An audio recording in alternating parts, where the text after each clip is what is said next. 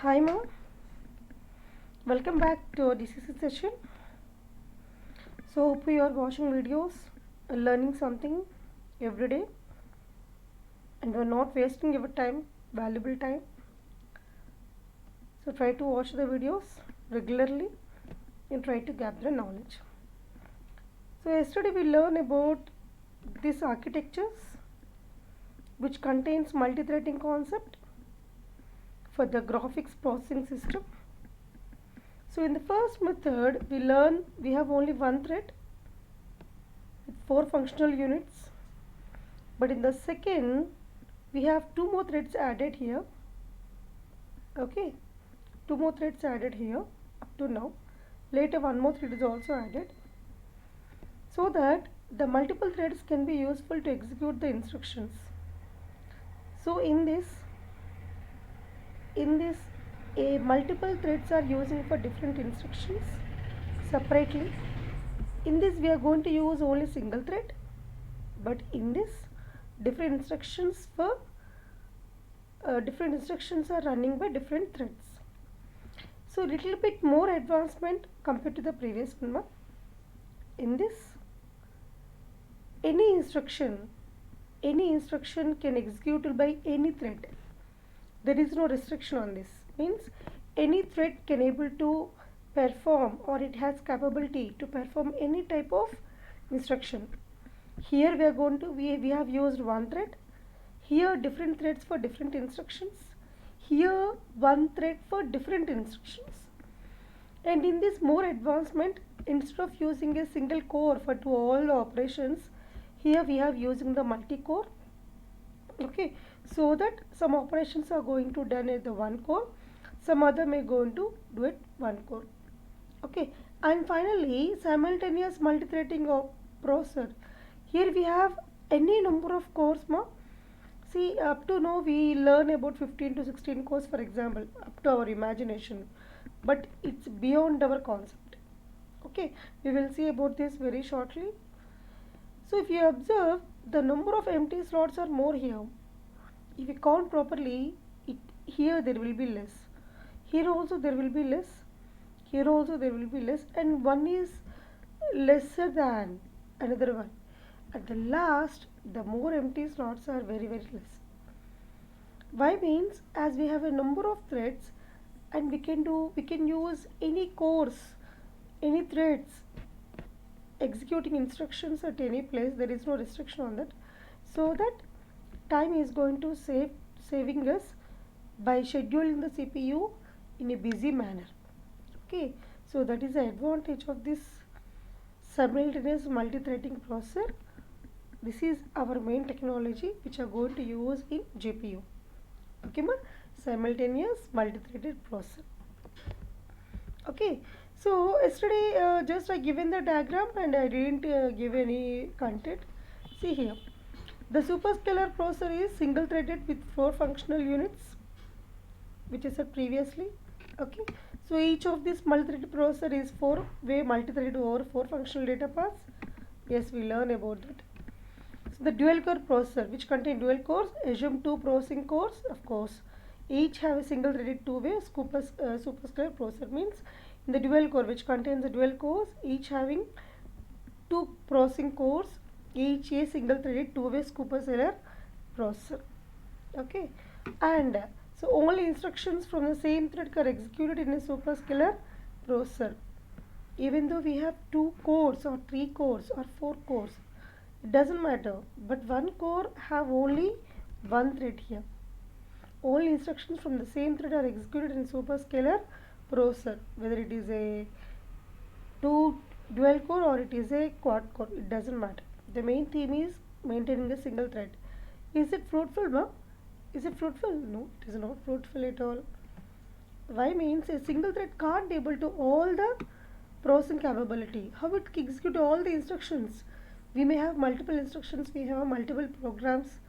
Type waste. So CPU is going to be idle to execute any other programs even though we have a 2 cores. Right? Okay. So the blank squares correspond to no available instructions for an instruction data path at a particular processor cycle. So we have more blanks. We gone through the first architecture. So what it results with the more blanks? More blank cells implies lower scheduling efficiency. Means the CPU can't allot any processor to any program. Means there is a single thread can't cope up with all the programs. That is a drawback.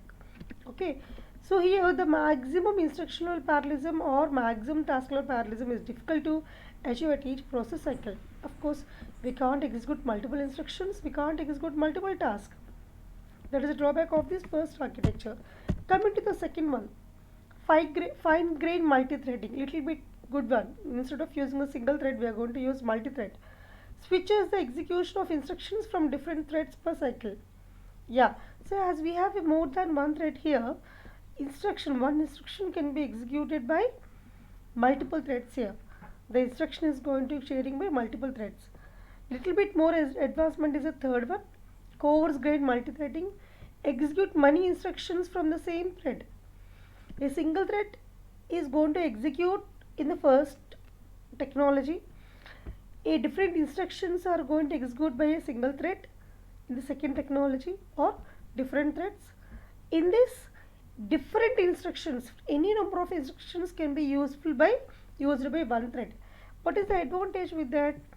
The advantage with this is whenever the thread is free, it is no work, we can allot any type of instruction, any instruction to the thread. It is not dedicated to particular instruction. Here dedication is there, but there is no dedicated or allotment is there. If you are free, you have to commit with this work. That's it. Okay, that is the case of this thread. Finally, the multi-core executes instructions from different threads completely.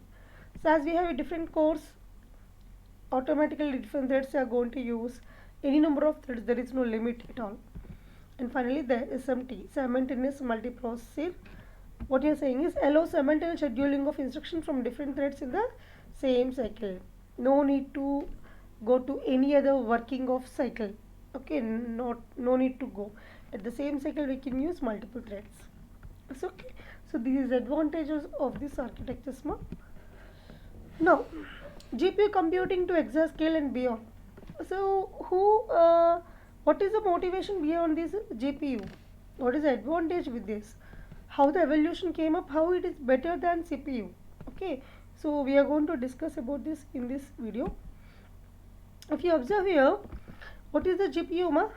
Graphics processing unit, which is going to use here going to use a coprocessor or accelerator. Means ultimate executor is a CPU only, central processing unit with a main memory interaction.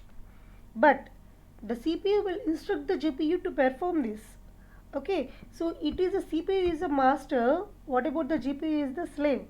CPU is the master, GPU is the slave. Which is the best one?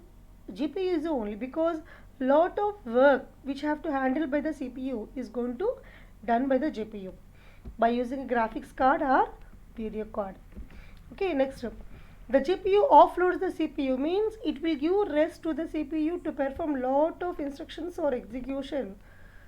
Okay, from tedious graphic task in video editing applications. Any audio video can be overloaded to the GPU, graphics processing unit, from the CPU.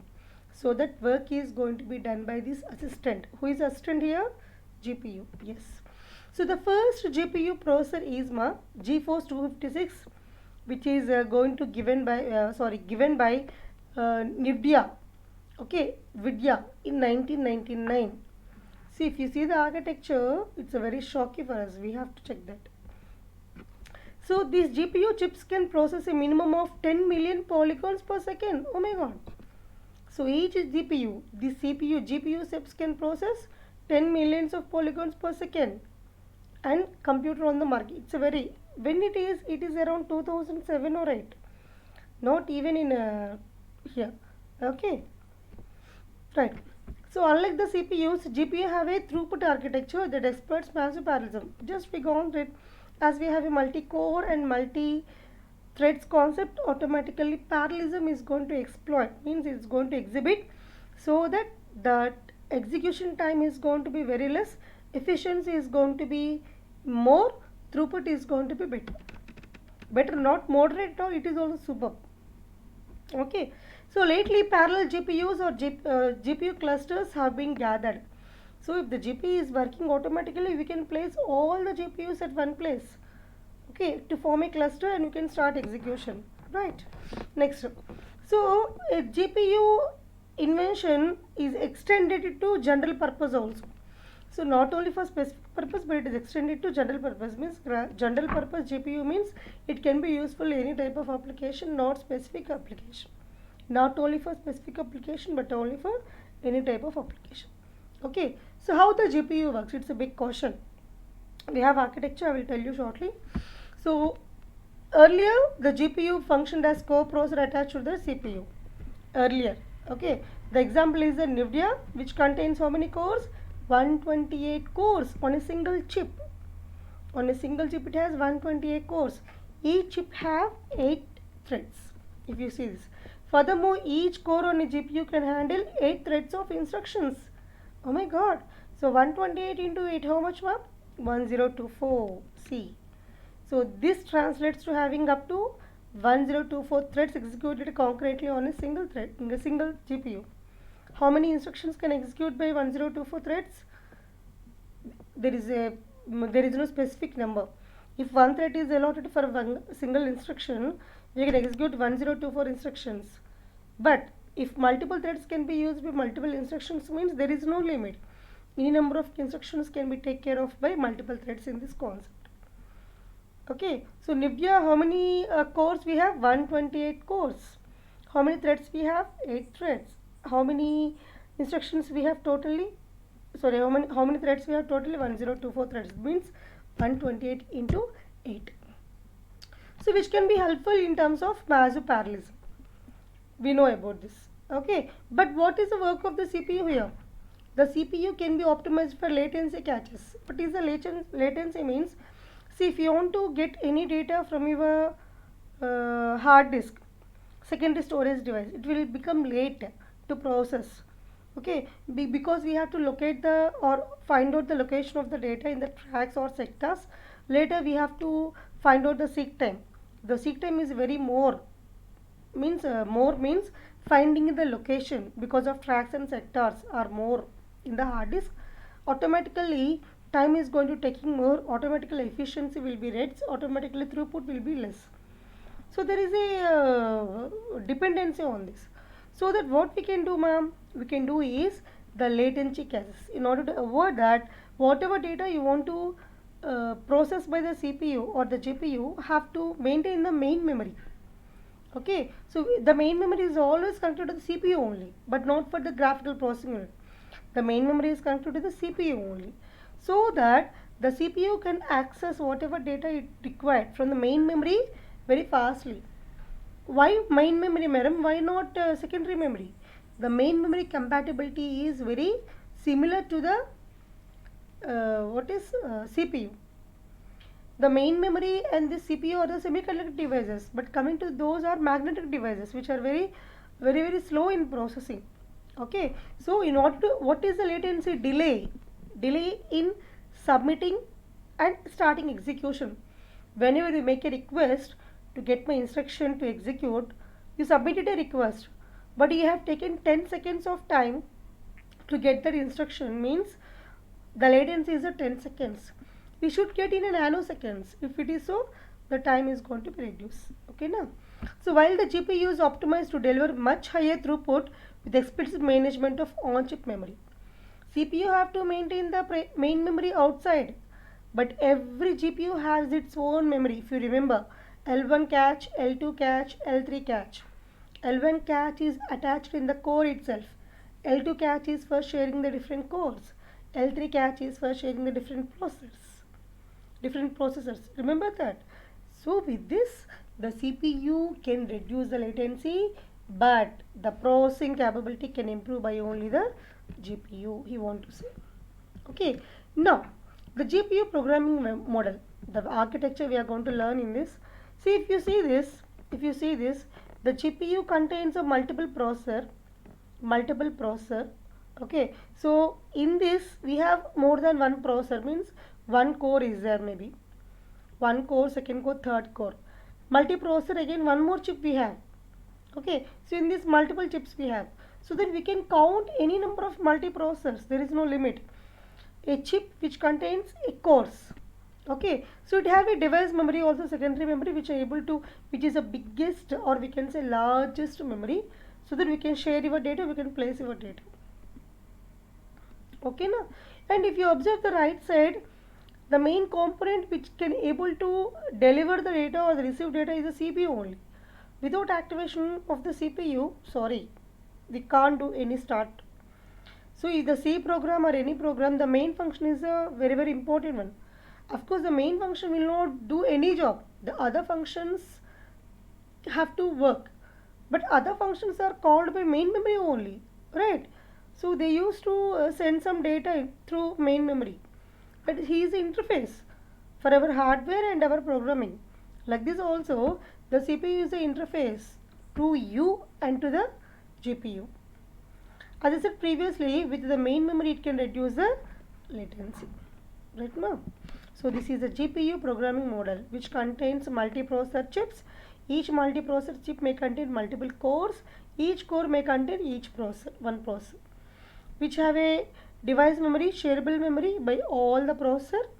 Okay, and the CPU have to activate this GPU. The CPU is going to assisted by GPU, which is going to working on audio video files also. Okay, so some other transaction is going to done by CPU in term using main memory. So what the GPU will do? The GPU will do floating point operations. Okay, next, the CPU is a conventional multi-core processor with limited parallelism to exploit. As it can't accommodate multiple cores, it can't do parallelism. We know about this very well. Okay, the GPU has a many-core architecture that has hundreds of simple processing cores organized as multiprocessor, which is said previously. The GPU is a many-core architecture.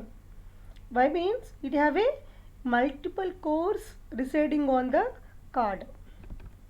Okay, each core have one or more threads. See, if you have 100 cores and each core have 4 threads, how many instructions we can execute at a time? 100 into 4, 400. That is the advantage with this. Okay, so essentially the CPU floating point kernel computation role is largely offloaded to the mini core GPU. Any CPU floating point operations means floating points operations are very tough to perform. Integer is very easy. Okay, means a positive negative easy, but coming to in the integers, the floating point take a more time to perform because of fractional part. So that work also have to allot it to GPU only.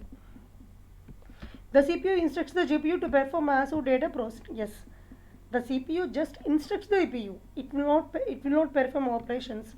Instructing is different, performing is different. Now both are not same. Okay. Next, the bandwidth must be matched between the onboard main memory and the on-chip CPU memory.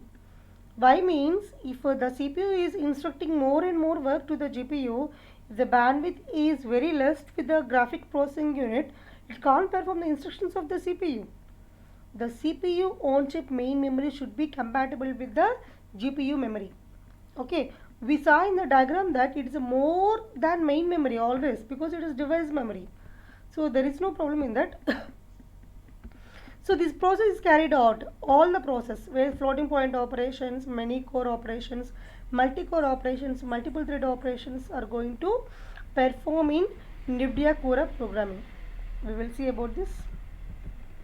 Okay, so this is the architecture. I want to explain this architecture and I will conclude this class for today. Okay, see this. So this is NVIDIA Fermi GPU. It is called as a NVIDIA Fermi GPU. Okay, so which containing streaming multiprocessors. What are those? Streaming multiprocessors. So in this the author has given only one streaming multiprocessor. This total diagram is a streaming multiprocessor. Only one stream. So if you observe here in one stream 1, 2, 3, 4, 5, 6, 7, 8, 9, 10, 11, 12, 13, 14, 15, 16. 16 plus 16, how many cores ma? 32 cores. How many cores? 32 cores. See, one GPU is going to maintain 16 SMs. 16 streaming processor maintaining. So this is diagram only for 1 SM. In 1 SM we have how many cores? 32 cores. So in total streaming multiprocessor in NVIDIA, how many possibilities there? 16 into 32 cores. 16 into 32 cores is not a big value. It is not a simple value. 16 into 32 means almost 10 into 32 is 320. 6 into 32. So 32, 32, 64, 64, 64, 128, 128 into 256. 256 plus 320. Almost it came around 800 plus. So 800 cores at one place. Each core containing multiple threads. Oh my god. You can execute 1000 instructions at a time. At a time. Okay. So that is the advantage of this. See. So this is a core, one core. We have shown this single core with this. Each core have dispatch port. Means it can have to take the data from the main memory or supported memory here, and you have to collect some operand collector, whatever instruction you want to perform, whether it is addition, subtraction, multiplication, send, receive, store, load, whatever it is. Okay, so there is a two units here. One is a floating point unit to perform floating operations. One more unit called as integer unit. We can perform integer operations here. The result is going to queue to store based upon the concerned core. Okay, if you observe here, in order to perform all the instructions by 32 cores at a time, we have to maintain a cache. What is a cache, ma? Which is going to store the present instruction or next instruction to execute. So the instruction to be executed by these cores are going to store here. The wrap scheduler is the one which selects one of the instruction from this cache. The dispatch unit will dispatch that selected instruction to the register file, where the register can store here, which is going to grab by the cores. Okay, so this is going to happen.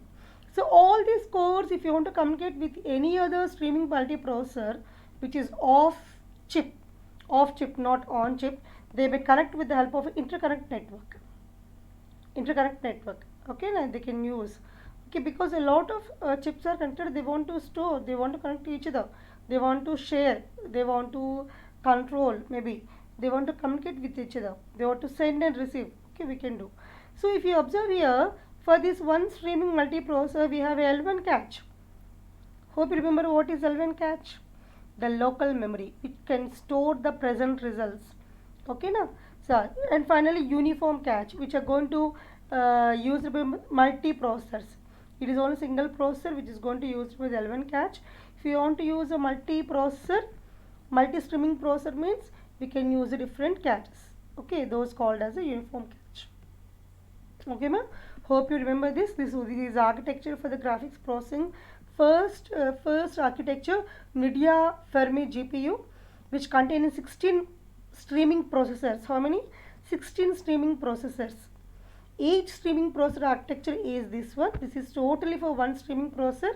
In one streaming processor, how many cores we have? 32 cores. 32 cores can able to execute, for example, 2 threads. So each streaming processor contains 64 threads. Okay, so all instruction which should be executed by the streaming processor is going to store the instruction cache, which is going to be selected by the wrap scheduler, which is going to dispatch by the dispatching unit, and they are going to store the register to perform operations. If you want to communicate with any other cores here, we can use the interconnect network. Later we can use, you can store the results in the L1 cache. If you want to communicate with any other processor, we can do this. Each core contain each core called as a CUDA core, which contain dispatch port, operand collector. To perform floating point and integer values, we have two different units, and to store the result is a queue. Okay, now. So if you come to right side, if you want to load and store from these registers,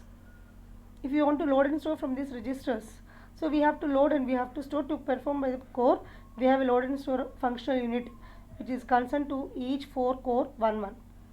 Oh, sorry, it is giving 2 we have giving, and it is a streaming floating point unit, which can perform streaming floating point data also, in which are very more, which contain more value. Okay, so for today this is enough ma. In the next class we will learn about this architecture, this extension, how we can have to maintain the power capabilities, network capabilities, how they are going to connect, what is a cluster. We will learn about this in next class. Till then ma, have a nice day. Bye.